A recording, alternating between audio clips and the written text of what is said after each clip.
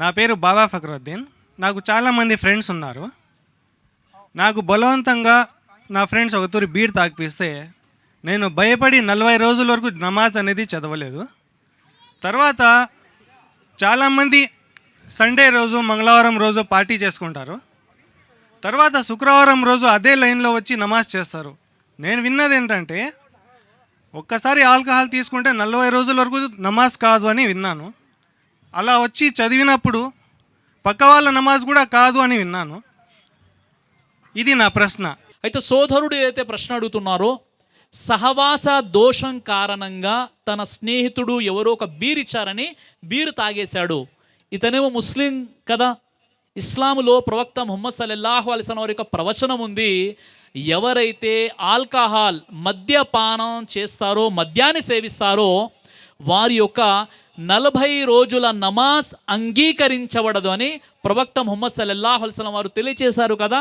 కాబట్టి నాతో తప్పు జరిగింది, మరి అలాంటప్పుడు 40 రోజుల నమాజ్ చదివితే నెరవేరదు కదా, అందుకే నేను నమాజ్ చదవలేదు. మరో విషయం ఏంటంటే, ఎవరైనా అలా మద్యపానం సేవించినటువంటి వ్యక్తి గనక 40 రోజులు ఇంట్లో కూర్చోకుండా మసీదుకు వచ్చి నమాజ్ చదివినట్లయితే ఆ పక్కవాడి నమాజ్ కూడా అంగీకరించబడదు అని నేను విన్నాను అని సోదరుడు అడిగారు. ఈ 2 విషయాలు కూడా వాస్తవం కాదు. ప్రవక్త ముహమ్మద్ సల్లల్లాహు అలైహి వసల్లం వారు తెలియచేశారు, ఎవరైతే మద్యపానం సేవిస్తారో, ఏ విశ్వాసి అయితే, ఏ ముస్లిం అయితే మద్యపానాన్ని సేవిస్తాడో ఆ వ్యక్తి గనక మద్యం మత్తులో చనిపోతే అవిశ్వాసిగా పరిగణించబడతాడు. చనిపోయినప్పుడు అతడు మత్తులో ఉన్నట్లయితే నరకంలో అతనికి తీనతుల్ కబాల్ త్రాగించడం జరుగుతుంది. సహబాలు అడిగారు, తీనతుల్ కబాల్ అంటే ఏంటి అంటే, నరకములో నరకవాసుల చీము నెత్తురుని అతనికి తాగించడం జరుగుతుందని ప్రవక్త వారు చెప్పారు. మరో హదీసులో ఎవరైతే మద్యపానం సేవిస్తారో, ఎవరైతే ఆల్కహాల్ తీసుకుంటారో వారి 40 రోజుల నమాజ్ అంగీకరించబడదు అని ఉంది. కానీ హదీస్లో ఇలా లేదు, మీరు ఒక పెగ్గేసుకొని 40 రోజులు నమాజ్కి చుట్టి అని లేదు. మీరు ముందు ఒక బీరు తాగేసి ఇక అయ్యో పొరపాటు తోబానికి ఇంట్లో కూర్చొని 40 రోజుల తర్వాత మళ్ళీ మసీద్కి వెళ్ళండి అని ఇస్లాంలో లేదు. ప్రవక్త ముహమ్మద్ సల్లల్లాహు అలైహి వసల్లం వారు తెలియజేసిన విషయం ఏంటంటే, ఎవరైతే మద్యపానం చేస్తాడో ఆ వ్యక్తి 40 రోజుల ఆరాధన అంగీకరించబడదు అని ఉంది.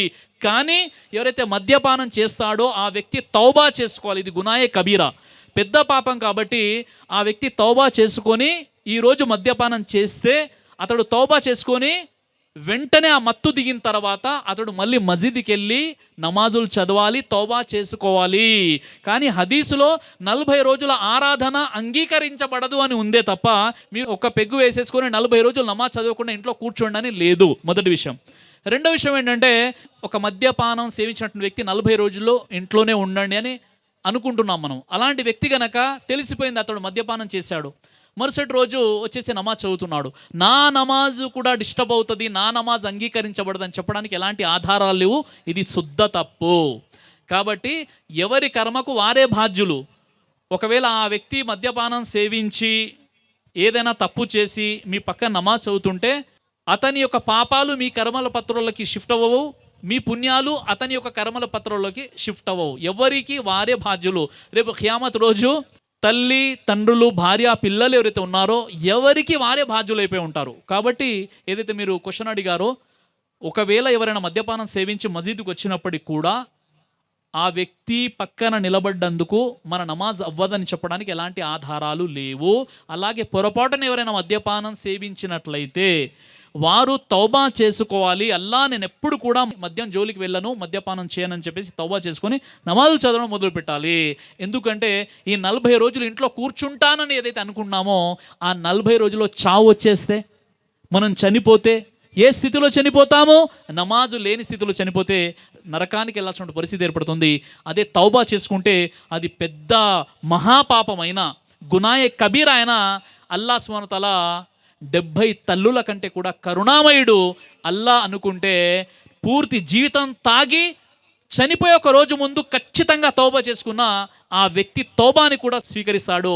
99 హత్యలు చేసి చివరికి 100 హత్య చేసినటువంటి ఆ హంతకుడి పాపాన్ని కూడా అల్లా క్షమించి స్వర్గాన్ని ప్రసాదించాడు. అలా అని బ్రదర్ సిరాజ్ గారు చెప్పారు, నేను చనిపోయే ఒక రోజు ముందు వరకు కూడా బీర్లు తాగుతుంటాను అని అనుకుంటే నీ చావు నీకు తెలియదు కదా. నా చావు నాకు తెలియదు కదా. చావు ఎప్పుడు వస్తుందంటే ఎప్పుడైనా రావచ్చు. కాబట్టి మనం చావుకు సిద్ధంగా ఉండాలి. ఒకవేళ ఆ మద్యం మత్తులో చనిపోతే అవిశ్వాసిగా పరిగణించబడతారని ప్రవక్త వారు చెప్పారు. అల్లా అలాంటి హరాం పనుల నుండి మనల్ని కాపాడుగాక. ఆమీన్ రబ్బుల్. దైవ ప్రవక్త ముహమ్మద్ సల్లల్లాహు అలైహి వసల్లం వారు తెలియజేశారు, కడుపుకు సంబంధించినటువంటి అన్ని రకాల వ్యాధులకు అద్భుతమైనటువంటి ఔషధం తల్బీనా. ఇది దైవ ప్రవక్త వారి సున్నత్. మంచి ఆహారం, ఇమ్యూనిటీ బూస్టర్, ఇందులో షిఫా ఉంది.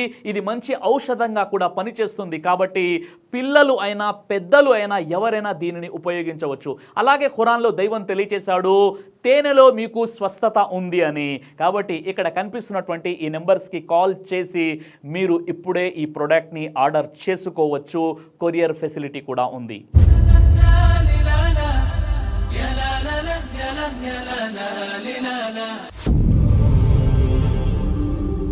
బ్రదర్ సిరాజ్ అని యూట్యూబ్ ఛానల్ని మీరు సబ్స్క్రైబ్ చేసినట్లయితే ఇన్షాల్లా దైవచిత్తం అయితే మీకు వీడియోస్ వస్తుంటాయి. అదేవిధంగా బ్రదర్ సిరాజ్ అనేటటువంటి ఫేస్బుక్ని కూడా లైక్ చేయడం వల్ల మీకు వీడియోస్ వస్తుంటాయి.